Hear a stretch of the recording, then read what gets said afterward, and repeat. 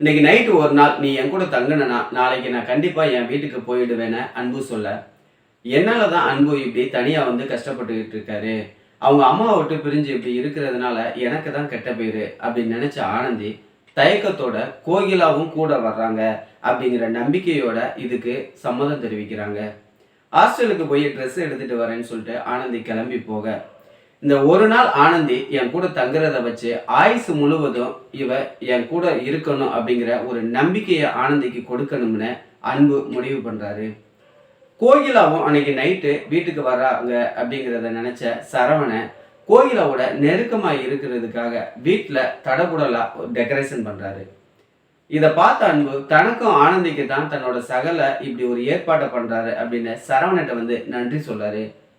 உங்களை மாதிரி ஒரு சகலை கிடைக்க எனக்கு கொடுத்து வச்சிருக்கணும்னு சொல்லிட்டு அன்பு சொல்ல, அட நீங்க வேற சகலை, உங்களுக்காக தான் இந்த ஏற்பாடு நினைச்சீங்களா, இது எனக்கும் கோயிலாவுக்குமான ஏற்பாடு அப்படின்னு சொல்ல, இதை பார்த்த அன்பு ஜெர்க்காகிறாரு. ஆனந்தியும் கோகிலாவும் அன்னைக்கு நைட்டு ஆட்டோல வந்து இறங்குறாங்க. இந்த ரெண்டு ஜோடியும் அன்னைக்கு நைட்டு சந்தோஷமா இருக்க பாதி நேரத்துல சாப்பிடணும் அப்படிங்கிறதுக்காக ஒரு ஹோட்டலுக்கு கிளம்பி போறாங்க.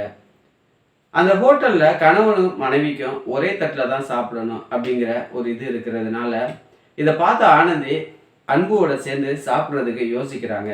ஆனால் அந்த ஹோட்டலில் சுற்றி இருக்கிற ஜோடி எல்லாருமே ஒரே தட்டில் தான் சாப்பிட்டுக்கிட்டு இருக்காங்க. இதை பார்த்த ஆனந்தியும் கோகிலாவும் தயக்கத்தோட தங்களோட ஜோடியோட ஒன்றா உட்காந்து சாப்பிட ஆரம்பிக்கிறாங்க. அன்னைக்கு நைட்டு இவங்க ரொம்ப சந்தோஷமா என்ஜாய் பண்ணுறாங்க.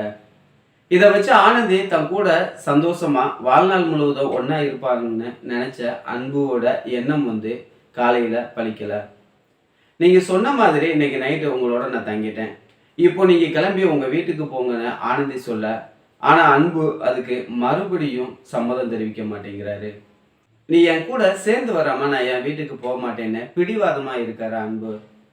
இதை கேட்ட ஆனந்தி அன்பு மேலே கோவப்படுறாங்க.